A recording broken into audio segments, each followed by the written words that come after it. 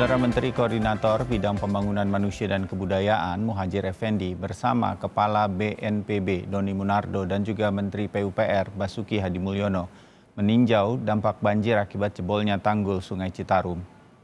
Peninjauan dilakukan dari udara dengan menggunakan helikopter. Menteri Muhadjir menyatakan pandangan dari udara akan bisa dijadikan dasar untuk membuat kebijakan yang lebih komprehensif nantinya.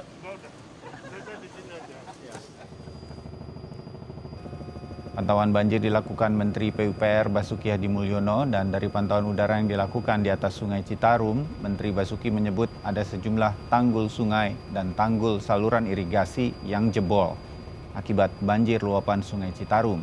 BNPB mencatat lebih dari 28.000 warga Bekasi dan Kerawang, Jawa Barat terdampak banjir kali ini. Dan kita akan memantau banjir di Pebayuran, Bekasi, Jawa Barat, di mana sudah ada jurnalis Kompas TV Diana Valencia yang saat ini di Desa Sumber Urip, Kampung Kongsi. Diana, bagaimana kondisi banjir saat ini di sana? Apakah masih tinggi? Dan Anda berada di mana ini? Anda melaporkan dari mana? Silakan Diana.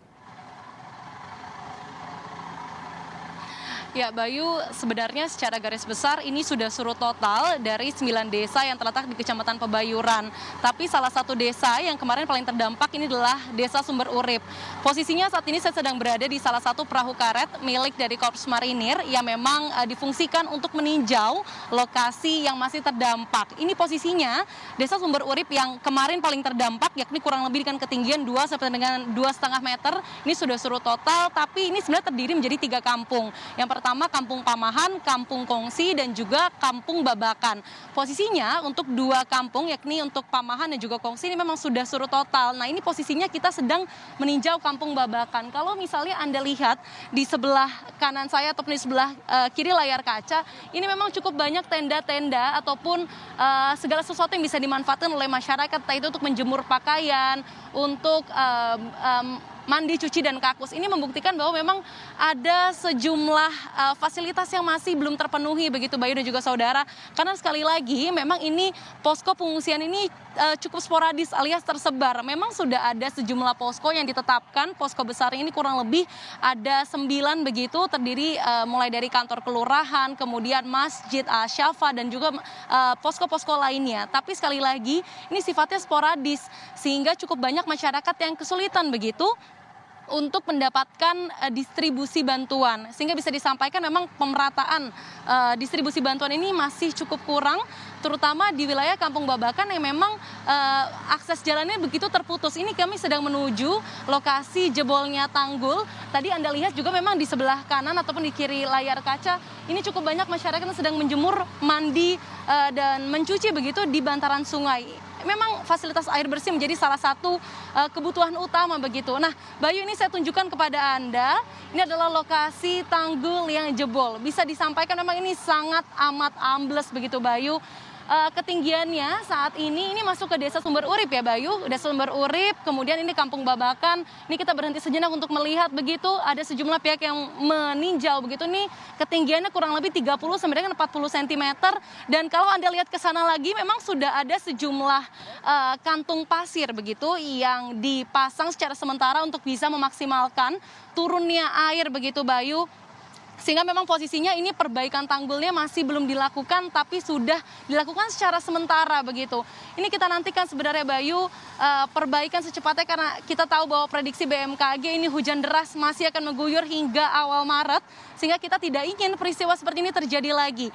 Kemudian satu hal catatan penting Bayu, ini untuk para pengungsi tentu dibutuhkan informasi terpadu di mana tempat posko untuk bisa mengambil bantuan secara terpadu, dan tentu saja ini bantuan seperti air bersih, kemudian peralatan mandi ini harus segera dicukupi karena memang kalau untuk makanan dan minuman ini sudah cukup terpenuhi.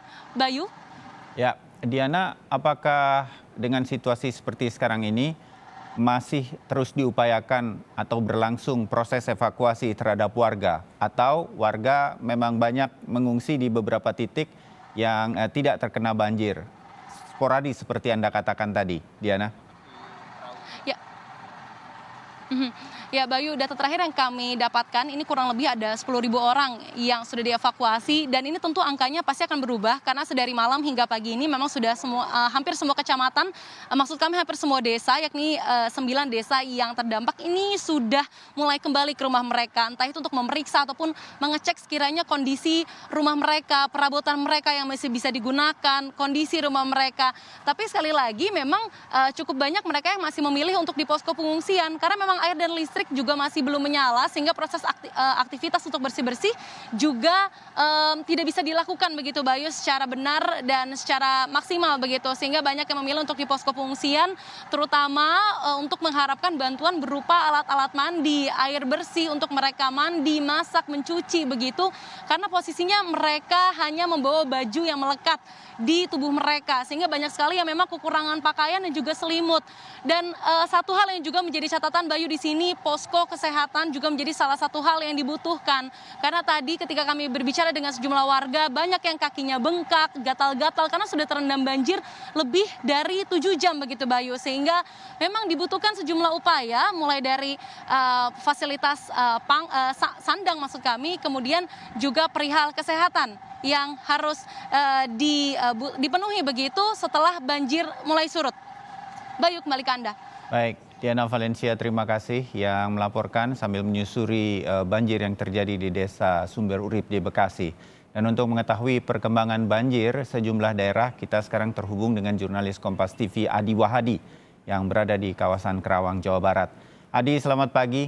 Bagaimana banjir di kawasan Kerawang? Sudah ada yang mulai surut? Bagaimana dengan warga yang masih di sana, masih banyak yang harus mengungsi atau bagaimana? Adi, silakan. Bayu dan juga saudara, selamat pagi. Hingga saat ini banjir di Kabupaten Karawang akibat luapan Sungai Citarum sudah berangsur surut. Dari total awal 18 kecamatan, saat ini hanya tinggal 7 kecamatan. Itu 7 kecamatan tersebut berada di sekitar daerah aliran Sungai Citarum, mulai dari Teluk Jambe Barat, Teluk Jambe Timur, hingga wilayah Kecamatan Pakis Jaya. Ketinggian air saat ini masih berada pada kisaran 1 hingga 2 meter, terutama di wilayah Kecamatan Teluk Jambe Barat, yang merupakan wilayah terparah banjir akibat luapan Sungai Citarum dan Cibeet. Dan tercatat berdasarkan data yang kami terima dari BPBD Kabupaten Karawang, masih ada 16.000 warga yang harus bertahan di pengungsian karena kondisi air yang masih cukup tinggi, kendati sudah mulai ada penyusutan dari kondisi awal yang mulai dari 3-4 meter hingga saat ini tersisa hanya 2 meter saja. Dan sejumlah upaya juga telah dilakukan oleh Pemda Kabupaten Karawang melalui BPBD, TNI Polri, kemudian relawan untuk terus membantu para korban banjir dengan mendirikan sejumlah dapur umum di 7 titik lokasi banjir untuk mencukupi segala kebutuhan warga. Namun masih banyak kebutuhan warga yang saat ini masih bertahan di pengungsian maupun yang mereka yang sudah kembali tengah melakukan bersih-bersih. Mereka masih tetap membutuhkan bantuan makanan siap santap, kemudian air bersih, obat-obatan dan kebutuhan lainnya. Mengingat saat ini kondisi rumah warga yang terendam banjir maupun yang sudah surut masih dalam kondisi belum bisa ditempati atau masih kumuh atau tidak bersih atau kotor. Ini mengakibatkan warga belum bisa beraktivitas lebih untuk melakukan aktivitas normal seperti biasa, seperti memasak dan kegiatan lainnya. Oleh karena itu bantuan alat kebersihan, kemudian makanan siap santap dan kebutuhan lainnya masih sangat dibutuhkan.